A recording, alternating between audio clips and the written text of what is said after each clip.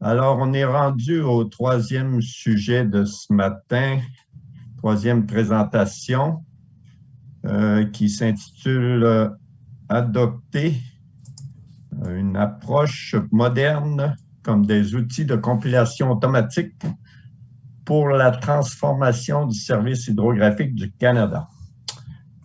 Cette présentation sera faite par Madame Julie Larrivée du Service hydrographique du Canada. Julie a œuvré comme hydrographe multidisciplinaire au sein du Service hydrographique durant 17 ans à l'Institut Maurice-Lamontagne à Montjoly. Par la suite, superviseur de l'unité de production et de mise à jour depuis les 5 dernières années. Elle œuvre maintenant comme gestionnaire de la division des produits et services. Elle fut présidente du groupe de travail national des produits et services, HP Working Group. Elle est maintenant membre du comité des produits et services et représentante canadienne à l'OHI au sein du groupe ENC Working Group, ainsi qu'au groupe de travail S101PT.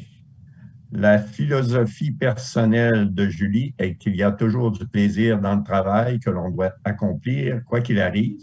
Sa dernière passion et succès professionnel a été d'achever la réalisation d'un projet sur un nouveau flux de travail de compilation bathymétrique automatisé avec Teledyne Caris, qu'elle tient à mettre en œuvre au SHC et à promouvoir à promouvoir à la communauté mondiale de la cartographie marine. Alors, Julie, tu peux partager ton écran et tu peux y aller. D'accord. On m'entend? Oui.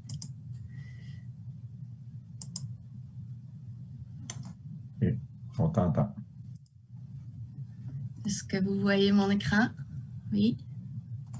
Oui, on voit ton écran. Parfait, merci. Bonjour à tous. Voici la présentation du projet d'outils de compilation automatique. Ce projet a été lancé en mai 2019 par le Service hydrographique du Canada et Teledyne Caris. Je suis Julie Larrivée, chef de projet du SHC pour cette initiative. Juste un instant, je vais juste lancer ça. OK. Je vais vous présenter le contexte et l'historique de ce projet et vous présenter les objectifs et les résultats.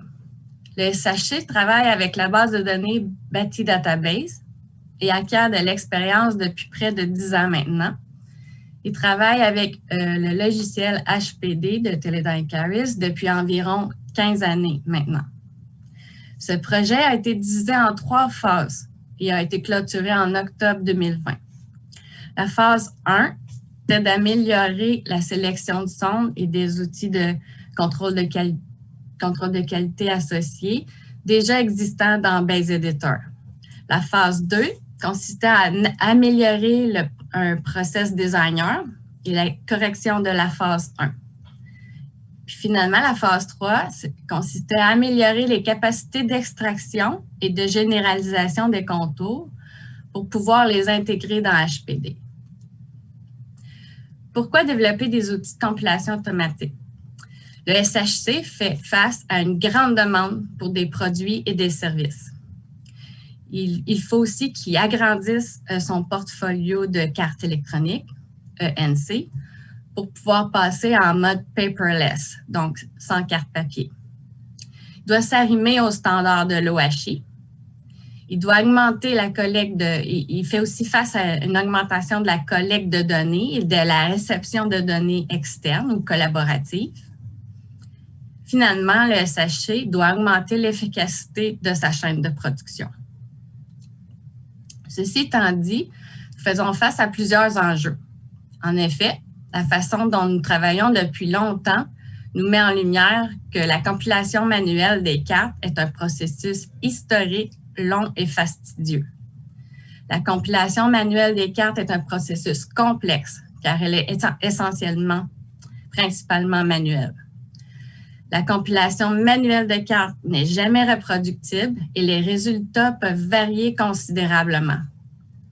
La compilation manuelle des cartes n'offre pas de résultats optimaux pour décrire le fond marin en toute sécurité, à moins qu'il ne s'agisse d'un processus logiciel systématique.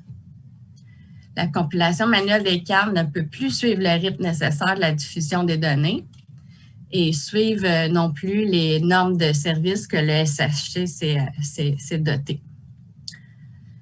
Finalement, les outils existants dans le passé n'étaient pas utilisés par les cartographes en raison d'un manque de capacité à prendre en compte de nombreux éléments utilisés dans la compilation d'une carte. Donc, le SHC doit adopter une approche moderne pour augmenter le rythme de la diffusion de l'information, pour pouvoir augmenter aussi sa capacité de production, et puis finalement, pouvoir synchroniser et s'arrimer aux méthodes nationales et internationales. Le SHC et Teledyne Caris ont entamé un développement en collaboration afin de répondre aux exigences de sécurité de la navigation sans négliger l'aspect de la lisibilité du produit et assurer une bonne expérience aux navigateurs. Les critères du SHC étaient: doit permettre des flux de travail automatisés ou semi-automatisés, doit fournir des fonctionnalités de contrôle de qualité, doit être conforme aux spécifications de l'OHI, donc de la S4, B410, dans tous les aspects, doit maintenir la topologie, doit être user-friendly, donc convivial. Les critères de Caris, de la solution Commercial off-the-shelf étaient doit être évolutif, doit être performant, doit être cohérent, donc reproductible, doit être flexible pour prendre en charge les flux de travail de nombreux clients, doit être user-friendly et donc convivial. Les nouvelles fonctionnalités automatiques du logiciel ont révélé des résultats exceptionnels au SHC. Les nouvelles fonctionnalités sont flexibles et conviviales, mettent en évidence des problèmes de codification qui pourraient déjà exister dans les données en amont, mettent en évidence l'intégrité des données, diminuent autant que possible des décisions subjectives des cartographes, fournit aux cartographes des fonctionnalités de prise de décision explicites, permet de concentrer les efforts sur la synchronisation des produits de données S57, S101 avec le S102. Offre aussi une habilité de résumer toutes les fonctionnalités cartographiques dans un modèle unique et harmonisé au SHC.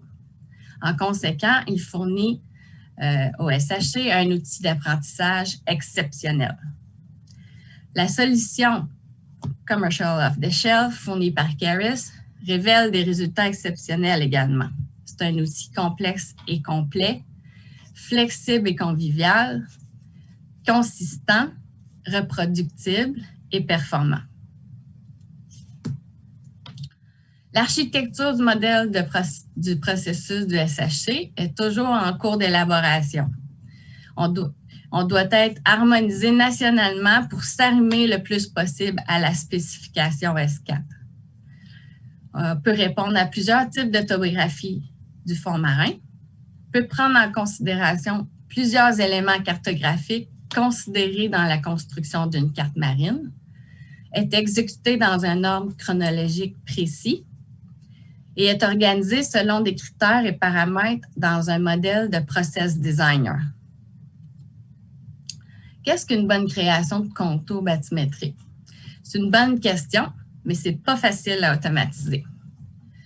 Ceci dit, ça doit être facile à lire, avec le bon degré de généralisation afin d'éviter l'encombrement. Il doit montrer les profondeurs réelles, ne doit pas être trop généralisé, ce qui nous fait perdre cette réalité en fait. Il doit être sécuritaire. Tous les sondages et contours doivent être du bon côté de l'intervalle de profondeur associé. Puis finalement, la topologie doit être conservée. Alors, le skin of the earth doit être maintenu tout au long du processus de la progression du travail. Qu'est-ce qu'une bonne sélection de sonde? La sélection de sonde complète les contours. Alors, elle doit représenter la configuration générale du fond marin, représenter les dangers à la navigation, représenter la colonne d'eau disponible et répondre aux besoins en même temps des navigateurs. À gauche, vous pouvez voir l'interface du Process Designer. Nous pouvons construire des flux de travail qui sont appelés des modèles en utilisant les processus de Caris et d'autres éléments logiques tels que des boucles, des conditions, etc. Le SHC est à monter son propre modèle avec un ordre d'exécution précis et respectant ses standards. Via notre groupe de travail d'experts, le HP Working Group, on est en train d'établir cet ordre. En résumé, les experts créent les modèles contenant les scripts et de nombreux opérateurs peuvent par la suite les exécuter plusieurs fois. Donc, il est itératif. Tout d'abord, nous devons préparer une surface combinée avec une résolution de conflit appliquée, une mosaïque de sources bathymétriques qu'on va utiliser. Nous utilisons également les éléments du fond de la carte, comme je disais, par exemple, la ligne de rivage, les zones draguées, les aides à la navigation, les alignements, etc. Nous généralisons au bon degré voulu de la compilation, de l'échelle de compilation de la carte et pouvons exécuter la génération de contours.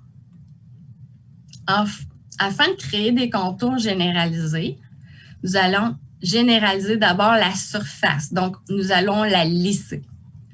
On peut voir les contours en noir qui ne sont pas beaucoup généralisés, donc qui sont vraiment bruts, puis les contours blancs qui, eux, sont lissés. Les nouvelles fonctionnalités sont entre autres d'englober les contours ensemble, comme dans l'image complètement à droite. Plusieurs fonctionnalités peuvent être ajoutées à la généralisation de contours, comme une sélection automatique de petits hauts fonds fermés, une élimination de petites fosses et le paramétrage du seuil qui varie selon la profondeur. Un autre nouveau processus que nous avons ajouté permet l'expansion automatique des petits hauts fonds isolés. L'utilisateur peut choisir les sondes automatiquement ou manuellement. On peut définir des objets bloquants à cette généralisation, par exemple une limite extérieure d'une carte. Sur cette illustration, on peut avoir des petits hauts fonds en bleu, se faire agrandir pour pouvoir y insérer une sonde à l'échelle de la carte. Une autre fonctionnalité vraiment intéressante, c'est la fusion et l'agrégation de contours. Cette fonctionnalité-là était vraiment une pièce manquante dans nos outils. Donc, les contours sont joints par des petits ponts. Et ceci, tout en étant paramétrables et toujours de façon sécuritaire. Donc, les ponts ne se formeront pas en deux zones ayant la présence de profondeur moindre entre les deux. Ensuite, on peut procéder au lissage des contours, ce qui fera en sorte d'englober tous ces petits ponts ensemble pour faire un seul contour généralisé au bon degré de la carte. Maintenant qu'on a généralisé les contours, nous pouvons procéder à la sélection de son. Essentiellement, les nouvelles fonctionnalités permettent d'utiliser les éléments déjà dans le fond de la carte et plus particulièrement les contours, ce qui ne nous offrait pas avant. On utilisera donc les éléments cartographiques pour créer sa sélection de son. Ce sera donc une sélection de son logique. Donc, comme je disais, la sélection de son se fera en considérant des éléments cartographiques déjà présents dans la carte. Des éléments comme, par exemple, ayant un attribut de valeur de Z, donc de profondeur, comme par exemple ici des épaves, des ondes draguées à une certaine profondeur. Ça peut être les contours, effectivement, les contours. La classification des sondes peut également tenir compte de zones tampons, donc des buffers dans le jargon, Comme par exemple, on a dans une spec qui dit on ne veut pas prendre une sonde à plus de 2 mètres d'une face d'un quai. Donc, en faisant des ondes tampons, on est capable de paramétrer ces spécifications-là, chose qu'avant, on n'était pas capable. Un autre exemple est lorsqu'une zone plus profonde s'avance dans une zone moins profonde. On ne veut pas nécessairement avoir une sonde à cet endroit-là, ça ferait juste encombrer. Fait que, on appelle ça les zones de bulge. Ces sondes-là seront classées comme suppress. Donc, ils ne seront pas considérés. Un autre exemple encore, une sonde moins profonde dans un contour fermé, par exemple. Ça peut être une zone moins profonde dans un contour remontant, et donc moins profonde, ou une sonde plus profonde dans une fosse. Fonctionnalité de classification des hauts fonds isolés, c'est une autre aussi fonctionnalité. Ici, bon, on s'entend, c'est un haut fond de 110 mètres, mais c'est un haut fond n'ayant pas de contour l'entourant. Donc, c'est quand même un remontement du fond marin. On voudrait mettre une sonde à cet endroit-là. Améliorer également des fonctionnalités d'amélioration des sondes significatives. Une sonde moins profonde qui ne s'interpole pas. Par exemple, ici, c'est une sonde significative. On veut justifier la forme qui s'avance dans les plus grandes profondeurs. Donc, ici, à cet endroit-là, on s'attendrait à avoir à peu près un 4,6 mètres, mais on a un 3,6 mètres. Donc, cette sonde-là, elle est significative. On voudrait la sélectionner.